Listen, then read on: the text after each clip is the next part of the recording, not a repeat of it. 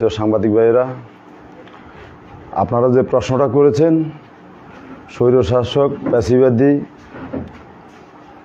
শেখ হাসিনা দীর্ঘ 17 বছর বাংলার মানুষের উপর যে স্টিমরোলার চালিয়েছে, ন্যায় বিচার ভিত্তিক সমাজ ব্যবস্থা ভেঙে পড়েছে, আইনের শাসন বিলুপ্ত করেছে, মানুষের উপরে মানুষের মৌলিক অধিকার হরণ করেছে, রাষ্ট্রীয়ভাবে লুটপাট করেছে, মানুষের ভোটাধিকার হরণ করেছে, মানুষকে আয়না করে নির্যাতন করেছে, আইনের শাসনকে বৃদ্ধাঙ্গুলি দেখিয়ে সে স্বৈরশাসক হিসেবে বিশ্বের দরবারে প্রতিষ্ঠিত হয়েছে। যার ফলশ্রুতিতে মানুষের হৃদয়ে দীর্ঘদিনে যে ক্ষোভ, এই পুঞ্জীভূত ক্ষোভের বহিঃপ্রকাশে শেখ হাসিনা 2024 সালের 5 আগস্ট এই বাংলাদেশের মাটি থেকে তার সাঙ্গপাঙ্গদেরকে নিয়ে পালিয়ে যেতে বাধ্য হয়েছে। আমরা মনে করি বাংলাদেশের জনগণ সকল স্বৈরশাসকের বিরুদ্ধে, অপশাসনের বিরুদ্ধে অতীতেও রুখে দিয়েছিল, আগামী দিনেও রুখে দেবে। আমরা বাংলাদেশ জাতীয়তাবাদী দল বরাবরই আমরা জাতীয়তাবাদী চেতনা, আমাদের বহুদলীয় গণতন্ত্র, মানুষের মৌলিক অধিকার, আইনের শাসন, বিচার ব্যবস্থা সঠিক পথে চালিয়ে যাওয়া, সুশাসন প্রতিষ্ঠা করা আমাদের দলের মূলনীতি। আমাদের দলের প্রতিষ্ঠাতা শহীদ প্রেসিডেন্ট জিয়াউর রহমান 19 দফা কর্মসূচি হাতে নিয়ে বাংলাদেশ জাতীয়তাবাদী দল প্রতিষ্ঠা করেছে। সেই আলোকে আমরা দীর্ঘদিন আমাদের দল গণতন্ত্রের জন্য লড়াই করেছে। সে 1971 সাল থেকে শুরু করে আজ পর্যন্ত আমরা বহুদলীয় গণতন্ত্রের যেই সমীক্ষা আমরা বাংলাদেশে প্রতিষ্ঠা করেছি, ন্যায় বিচার ভিত্তিক শাসন ব্যবস্থা প্রতিষ্ঠা হয়েছে, গণতন্ত্র আমাদের সময় প্রতিষ্ঠা হয়েছে। আমরা সকল অন্যায় অপকর্মের বিরুদ্ধে আমরা অতীতে আন্দোলন করেছি, আগামী দিনও সকল অপকর্মের বিরুদ্ধে, অন্যায়ের বিরুদ্ধে আমরা আন্দোলন করব। আমরা ন্যায় ভিত্তিক সমাজ প্রতিষ্ঠা করাতে বাংলাদেশ জাতীয়তাবাদী দল সবসময় এগিয়ে থাকবে, এটুকু আপনাদেরকে আমরা বলতে পারি। ধন্যবাদ মাহবুল খায়ের। আপনি থেকে প্রশ্নে অনেকগুলো উত্তর দিয়েছেন। জনাব, বাংলাদেশে এনসিপি সহকারে 79টি নিবন্ধিত রাজনৈতিক দল রয়েছে, কিন্তু আপনি বাংলাদেশ জাতীয়তাবাদী দল বিএনপি করছেন কেন? বিএনপির মতো আর অন্য দলগুলোর মধ্যে একটু পার্থক্যটাকে একটু বলবেন?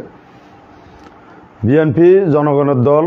এই দলের প্রতিষ্ঠা লগ্ন থেকে জনগণকে সাথে নিয়ে আমরা বারবার এই দেশ শাসন ব্যবস্থায়, রাষ্ট্রীয় ক্ষমতায় আমাদের দল গিয়েছে। আমাদের দল কৃষি নির্ভর বাংলাদেশ, সুজলা সুফলা বাংলাদেশ, যে থিম আমাদের শহীদ প্রেসিডেন্ট জিয়াউর রহমান মানুষের সামনে তুলে ধরেছেন, সেটা বাংলার মানুষ গ্রহণ করেছে বিদায় আমরা আজকে বাংলাদেশে 17 বছরের নির্যাতনের পরেও আমাদেরকে নিচ্ছিন্ন করতে পারে নাই। বাংলাদেশ জাতীয়তাবাদী দল মাটি ও মানুষের কথা বলে, আগামী দিনেও আমরা মাটি ও মানুষের কথা বলবো।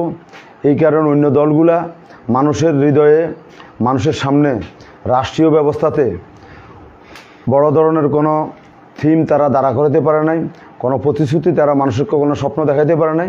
বাংলাদেশ জাতীয়তাবাদী দল স্বপ্ন দেখায় এবং স্বপ্ন বাস্তবায়ন করে। এই কারণে অন্যান্য রাজনৈতিক দল থেকে আমাদের দলটা সবচেয়ে জনপ্রিয় দল, এই পর্যন্ত দক্ষিণ এশিয়ার ভিতরে সবচেয়ে জনপ্রিয় দল হিসেবে প্রতিষ্ঠা লাভ করেছে। ধন্যবাদ জনাব আবুল খায়ের। জনাব, এবার একটি আওয়াজ উঠছে সারা বাংলাদেশে, টেকনাফ থেকে তেতুলিয়া সবাই বলে জিয়া জিয়া, শিশু থেকে বৃদ্ধা পর্যন্ত সবাই বলে এবার প্রেসিডেন্ট জিয়ার দল বিএনপি ক্ষমতায় আসবে।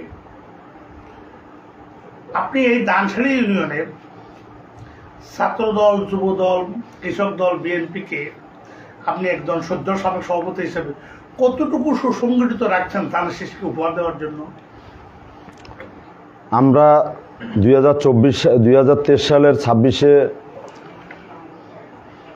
অক্টোবর দায়িত্ব গ্রহণের পর থেকে, এর আগেও আমি অনেকগুলা সংগঠনের ছাত্রদল করেছি, স্বেচ্ছাসেবক দল করেছি, শ্রমিক দল করেছি, জাতীয়তাবাদী যুব দল করেছি। সর্বশেষ 2022 সালের 26শে অক্টোবর আমি সভাপতি হিসেবে ইউনিয়নের দায়িত্ব গ্রহণ করেছি।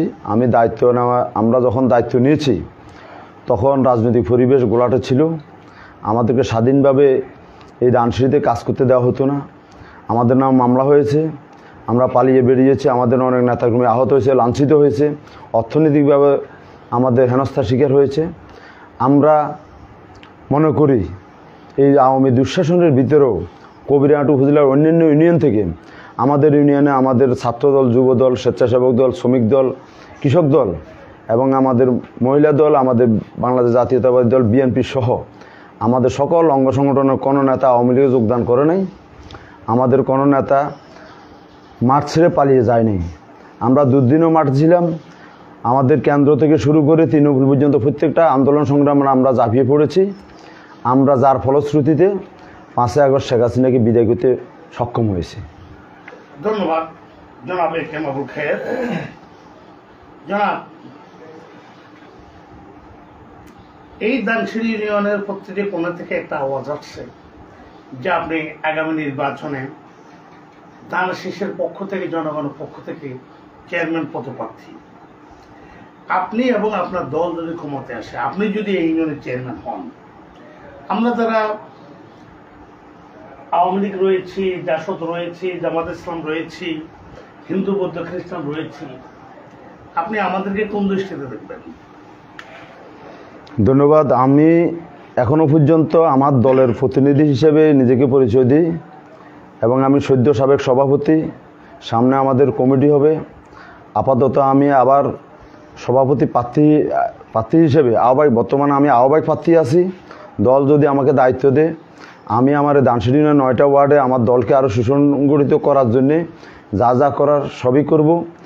এর ফলশ্রুতিতে আমাদের দল যদি ক্ষমতায় আসে, ইউনিয়ন পরিষদ ইলেকশনে যদি দল আমাকে দায়িত্ব দেয়, আমি যদি নির্বাচিত হই, আমি এই ন্যায়ভিত্তিক সমাজ ব্যবস্থা প্রতিষ্ঠা করব।